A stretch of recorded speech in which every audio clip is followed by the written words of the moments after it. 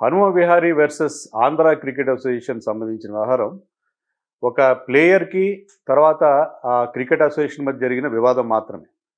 కానీ అన్ఫార్చునేట్లీ ఈ ఇన్సిడెంట్ ఏమైందంటే రాజకీయ రంగు పులుముకుంది. ఆంధ్రప్రదేశ్లో ప్రస్తుతం ఎన్నికల వేడి ఉంది. ఎలక్షన్స్ దగ్గరికి వస్తున్నాయి కాబట్టి ఈ వ్యవహారం అంతా కూడా పూర్తిగా పొలిటిసైజ్ అయిపోయింది. That is the most unfortunate thing. యాక్చువల్గా ఇది కేవలం ఒక క్రికెట్ అసోసియేషన్కి, ఒక ప్లేయర్కి, ఒక senior player who played for India, వాళ్ళ మధ్య వచ్చిన ఈగో క్లాష్ అనండి, లేకపోతే వాళ్ళ మధ్య తలెత్తిన ఒక వివాదం. కానీ అది అన్నెసరీగా రాజకీయ రంగు పులుముకుంది.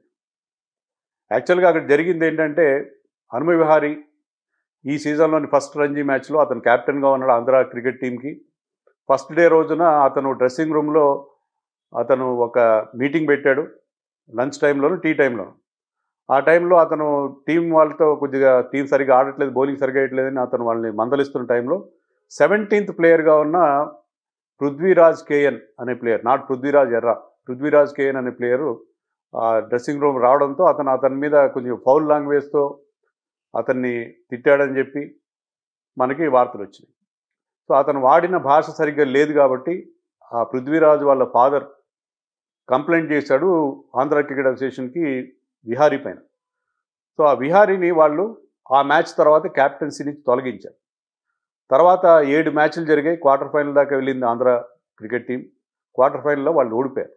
ఓడిపోయిన మరుక్షణం విహారీ సోషల్ మీడియాలో పోస్ట్ పెట్టాడు, నన్ను ఆంధ్ర క్రికెట్ వాళ్ళు క్యాప్టెన్సీ నుంచి అన్సెరిమోనియస్గా తీసేశారు, నన్ను చాలా హ్యూమిలియేట్ చేశారు, నేను వాళ్ళకి ఎంతో మంచి రిజల్ట్ ఇచ్చిన 7 ఏళ్ళుగా నేను క్యాప్టెన్గా ఉన్నాను, అనేక సందర్భాల్లో వాళ్ళు నేను నాకౌట్స్కి తీసుకెళ్ళాను, నాకు ఇంజరీ ఉన్నా సరే లెఫ్ట్ హ్యాండ్తో బ్యాటింగ్ చేసి ఒక మ్యాచ్లో అంత కమిట్మెంట్ చూపించాను నేను, అయినా నన్ను హ్యూమిలియేట్ చేశారు, నేను మళ్ళీ ఇంకా ఆంధ్ర టీంకి ఆడను అని చెప్పాడు అది.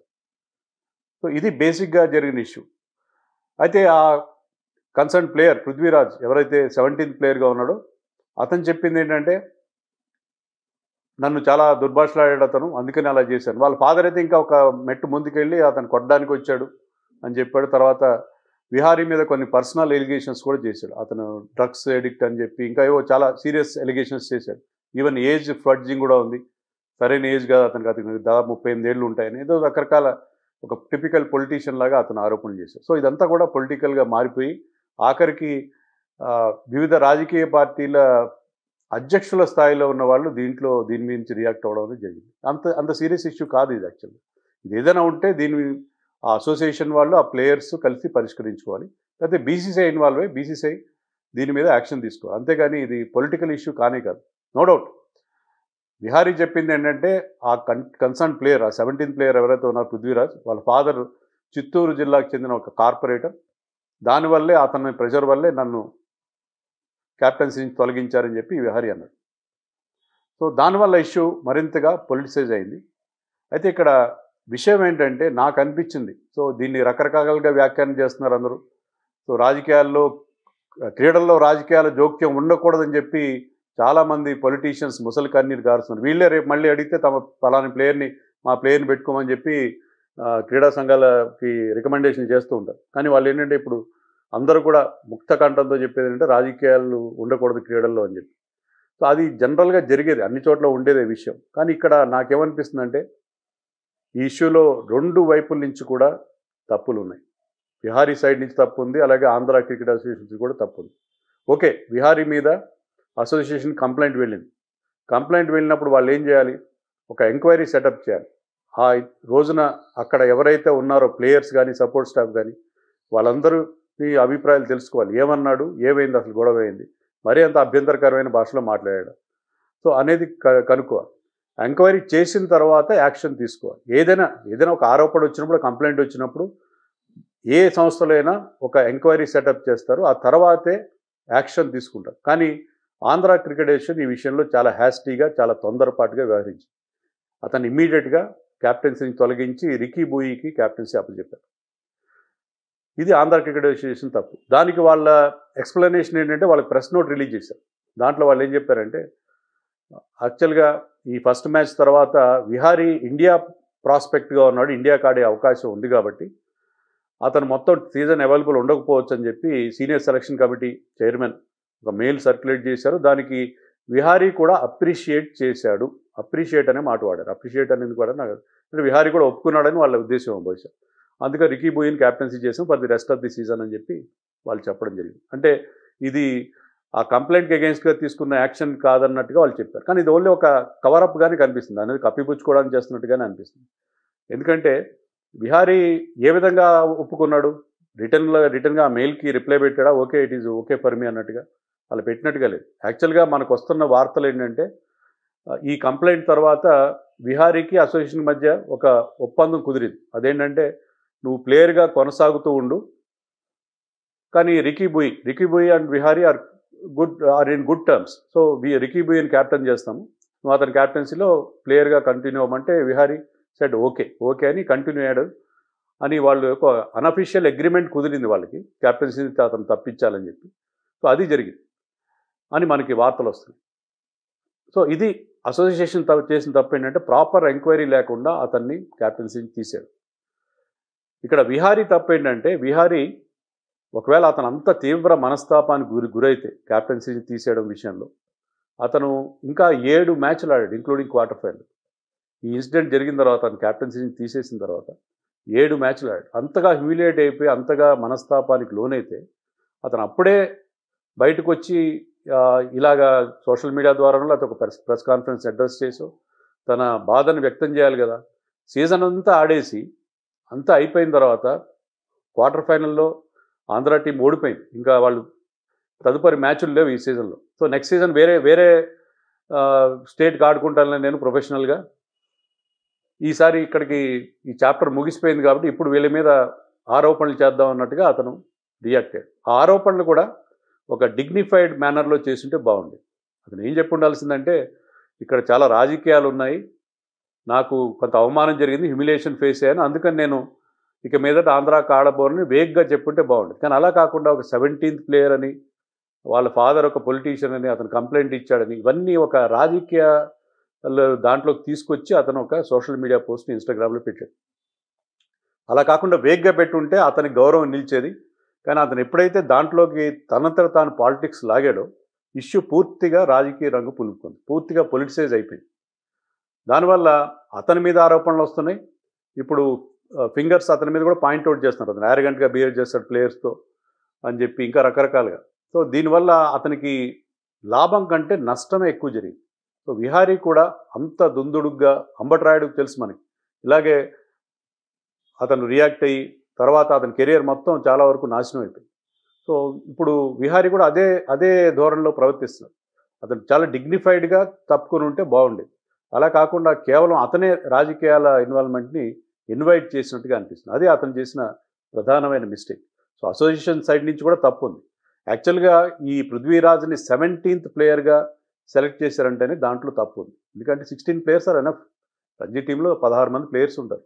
17వ ప్లేయర్ని తీసుకున్నారంటే అతను రికమెండేషన్తో వచ్చాడన్నట్టుగానే మనకు అర్థం అవుతుంది. లేదు, అతను చాలా ఫాదర్ చెప్తున్నాడు చాలా బాగా ఆడాడు, విజయ హజారేలో ఒక 30-40 చేశాడు. 30-40 చేస్తే విజయ హజారేది డిఫరెంట్ ఫార్మాట్, అది వన్డే ఫార్మాట్, ఇది రెడ్ బాల్ క్రికెట్. సో దానికి దీనికి ఎలాంటి పోలిక లేదు. సో అతను తీసుకోవాల్సిన అవసరం ఏం కనపట్లేదు 17th ప్లేయర్గా. సో 17th ప్లేయర్గా వచ్చాడంటేనే అక్కడ రికమెండేషన్ అనేది కనిపిస్తుంది. ఆంధ్ర క్రికెట్లో ఇటీవల కాలంలో వస్తున్న తీవ్రమైన విమర్శలు ఏంటంటే అక్కడ పొలిటికల్ ఇంటర్ఫీరెన్స్ చాలా ఎక్కువగా ఉంది సెలక్షన్స్లో, జిల్లా స్థాయిలో కానీ రాష్ట్ర స్థాయిలో కానీ. సో ఇవన్నీ చూస్తుంటే 2 పక్షాల నుంచి ఖచ్చితంగా తప్పిదం అయితే ఉన్నది. సో విహారీ అతని సైడ్ నుంచి అతను కూడా కొన్ని తప్పులు చేశాడు. అతను ప్లేయర్ మీద అంత దుర్భాషలు ఆడకుండా ఉండాల్సింది. మామూలుగా తిట్టుంటే, మామూలుగా బూతులు కూడా వాడతారు, ఎందుకంటే క్రికెట్లో అందరూ వాడతారు, ప్లేయర్స్ విషయంలో చాలా కామన్గా వాడతారు. కానీ అతను హర్ట్ అయ్యేటట్టుగా చెప్పాడు, దాంతో వాళ్ళ ఫాదర్ రియాక్ట్ అవ్వడం అని తెలిసిందో. దీని వెనకాల ఏదో వాళ్ళిద్దరి మధ్య అంతకుముందు కూడా ఏదో గొడవ ఉన్నట్టుగా ఉన్నది. ఇది కేవలం ఆ ఇన్సిడెంట్ ఒక్కటే బేస్ అయి ఉండదు. సో ఇదంతా కూడా అనవసరంగా ఒక రాజకీయ వివాదంగా మారిపోయింది. దీనివల్ల విహారీకి డ్యామేజ్ జరుగుతుంది, ఆంధ్ర క్రికెట్ కూడా డ్యామేజ్ జరుగుతుంది. ఎందుకంటే ఆంధ్ర క్రికెట్లో ఇప్పటికే కొన్ని గ్రూప్ రాజకీయాలు ఉన్నాయి, ప్లేయర్స్ మధ్య కొంత గ్రూపులు ఉన్నట్టుగా మనకి కొంతకాలంగా తెలుస్తూనే ఉంది. ఇప్పుడు అదంతా కూడా బయటకు వచ్చింది. ముఖ్యంగా ఇదే విహారీ అండ్ రికీ బూయి వీళ్ళిద్దరు కలిసి ఒక యంగ్ అండ్ చాలా మంచి భవిష్యత్తు ఉన్న షేక్ రషీద్ని సరిగ్గా ఆడించట్లేదు అని కూడా మనకు విమర్శలు వినిపిస్తున్నాయి. ఎందుకంటే షేక్ రషీద్ని ఈ రంజీ సీజన్లో చాలా లేట్ డౌన్ ది ఆర్డర్ పంపించారు, చాలా ఆలస్యంగా బ్యాటింగ్ పంపించారు. తర్వాత అతను గ్రూప్ స్టేజ్లో బాగా ఆడినా సరే ఒక 90 కూడా చేశాడు, అయినా సరే క్వార్టర్ ఫైనల్లో అతను డ్రాప్ చేశాడు. సో అంత మంచి ప్లేయర్, చెన్నై సూపర్ కింగ్స్ కూడా ఆడతాడు, ఇండియా అండర్-19 స్టార్ అతను. సో అతన్ని కనీసం టీంలో కూడా ఉంచకుండా తీసేయడం క్వార్టర్ ఫైనల్కి, దీని మీద కూడా విహారీ మీద కొంతమంది ఫింగర్స్ పాయింట్అవుట్ చేస్తున్నారు. సో అక్కడ something definitely is drastically wrong Andhra క్రికెట్లో. దానికి కొంత ప్లేయర్స్ బాధ్యత ఉంది, ప్లేయర్స్లో ఉన్న గ్రూపిజం వల్ల ఉంది, అలాగే అక్కడున్న రాజకీయ నాయకులు లేకపోతే అక్కడున్న పెద్దల తప్పిదాలు కూడా ఉన్నాయి. సో ఈ వ్యవహారంలో అనవసరంగా పొలిటిసైజ్ అయింది. ఇప్పటికైనా ఇది బీసీసీఐ ఇన్వాల్వ్ అయ్యి ఈ విషయంలో థరో ఎంక్వైరీ జరిపి దోషులు శిక్షిస్తే బాగుంటుంది. అనవసరంగా ఒకరి మీద ఒకరు బురద జల్లుకోవడం, దాంట్లో అది వైసీపీ వర్సెస్ టీడీపీగా మారడం మోస్ట్ అన్ఫార్చునేట్ థింగ్.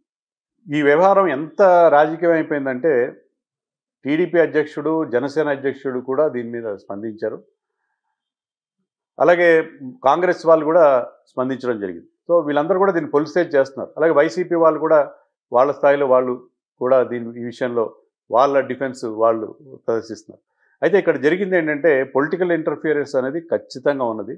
అయితే ఆ ప్లేయర్ని కేవలం రాజకీయాల కారణంగానే టీంలో పెట్టారు, లేకపోతే ఆ మెరిట్ పెట్టారు అనేది తేలాల్సి ఉంది.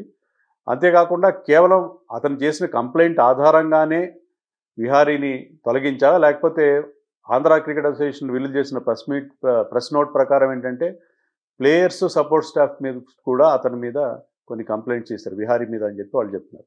సో ఈ విషయంలో ప్లేయర్స్ ఎలాంటి కంప్లైంట్ చేశారు, సపోర్ట్ స్టాఫ్ ఎలాంటి కంప్లైంట్ చేశారు అనేది తెలియాలి. కేవలం did they act only on the complaint filed by the father of Prithviraj? అలా కనుక జరిగితే ఎంక్వైరీ లేకుండా చేయడం అనేది చాలా తప్పు.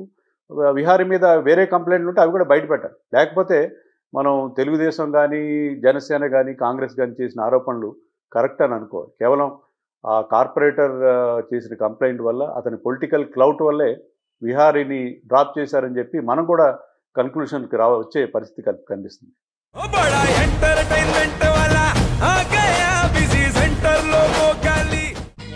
సక్కు సక్కేంద్ర సక్కు సక్కు బాయ్ బాయ్ బాయ్ బాయేంద్ర భార్గవ్ బాయ్ బాయ్. గిరాకి వచ్చే టైం ఏంది, కస్టమర్లు వస్తున్నాడు, రేటు కలిపి గురి. కస్టమర్లు వస్తున్నారు కదా, మాత్రం పొగరు ఉంటది మరి. తగ్గించేద్దాం పొగర్ని. డబ్బులు కట్టేస్తామేంటి కొంప తీసి? లేదు, కస్టమర్లు ఆపేద్దాం. పదా మరి మన బిజినెస్ స్టార్ట్ చేద్దాం.